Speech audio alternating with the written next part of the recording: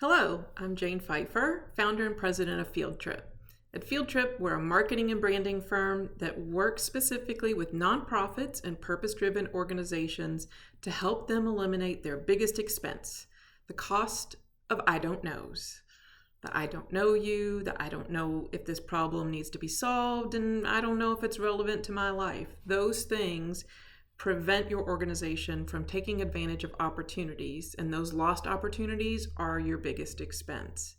So today I called back to a saying my dad likes to use, which is measure twice and cut once.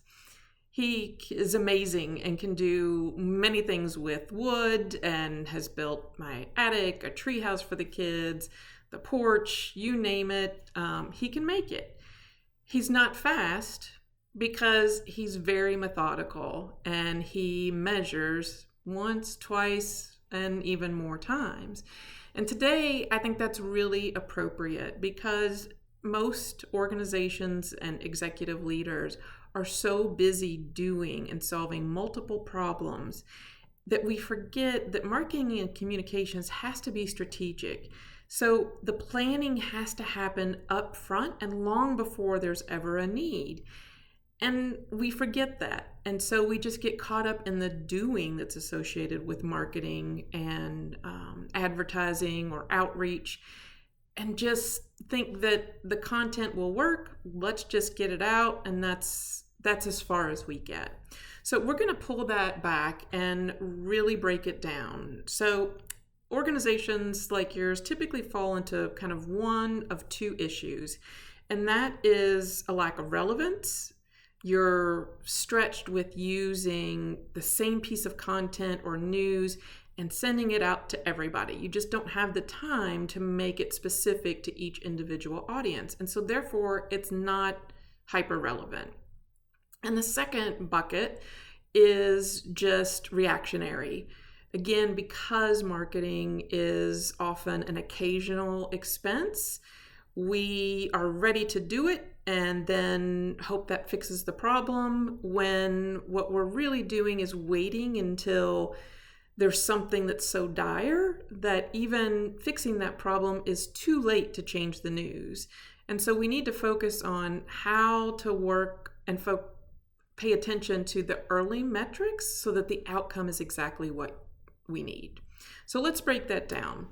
Let's, as you know, we focus our work in three areas: awareness, alignment, and advocacy. So let's say in awareness, you've got a tactic, an event, and you do several events throughout the year, and they kind of have a similar format, similar content. You're just performing this event or inviting people at different locations, be that geography or audience groups or, whatever the like may be.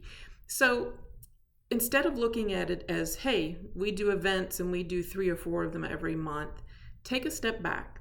What are the types of events? In working with someone recently, we realized that really the types of events fell in 2 buckets. The events they originated, so they're inviting people, they own the attendee list and all the organizational and execution efforts, and then invited. So events where they're invited to speak or present or have some type of relevant content at an event.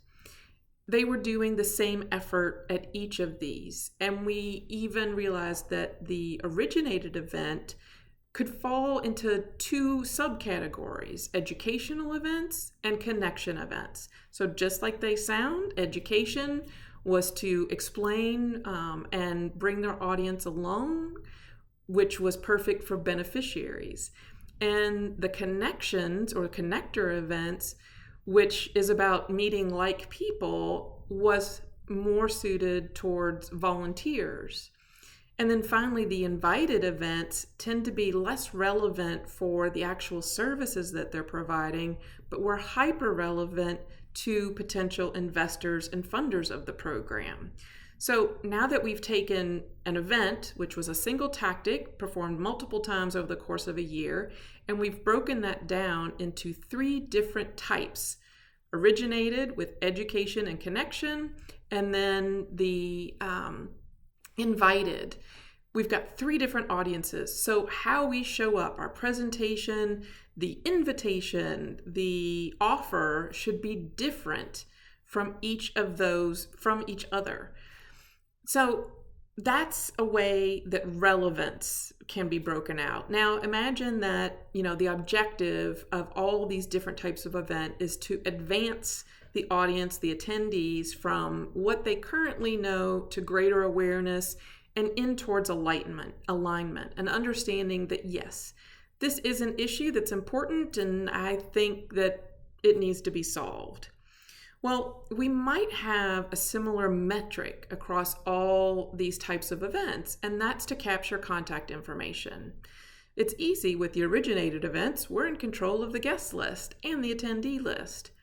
And with the invited list or events, maybe we need to get in the habit of asking, yes, we're happy to present, but we will need a copy of the attendee list or the invitation list. And now we can, work on methods to get these people to opt into our messages. So in collecting contact information, that's the outcome that we want for all 3 of these events. Well, let's say we've captured that. What's the tactic that's going to follow it? Again, we're playing hypothetical here, so we'll say it's email newsletters. This organization, again, had an email newsletter, went out weekly, one format. Everybody got the same message, no matter what you were.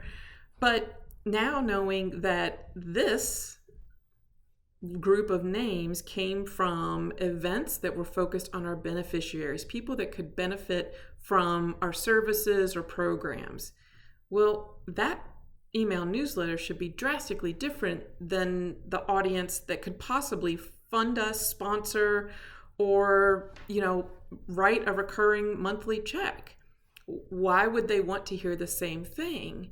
And yet organizations are tapped for resources and time. So in an ideal world, you'd have 3 different email newsletters. Ideal world.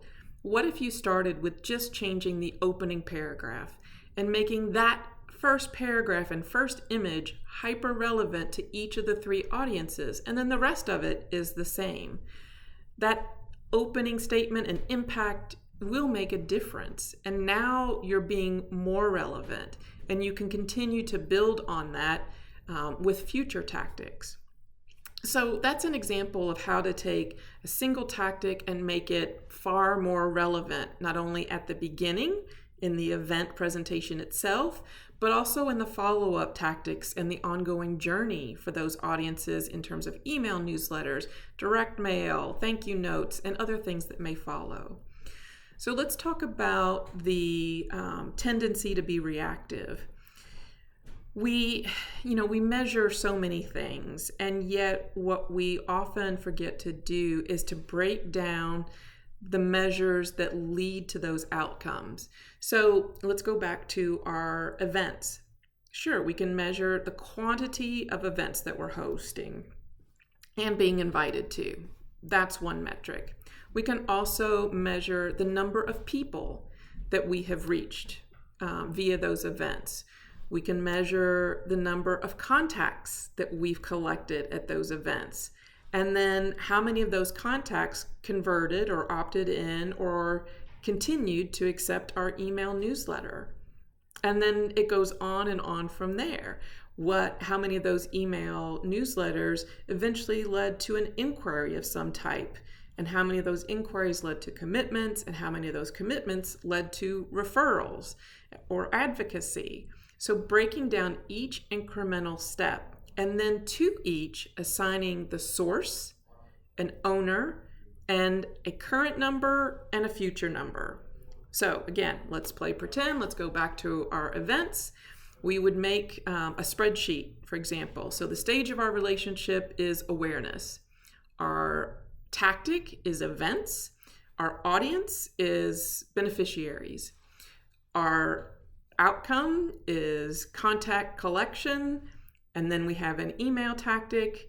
Well, let's put that aside. Let's stick with events. Who and how are we going to measure that? So what's the source? It can just be a manual count. And who on your team is going to be responsible for quantifying the attendees. What has that been in the past year or past quarter or prior month?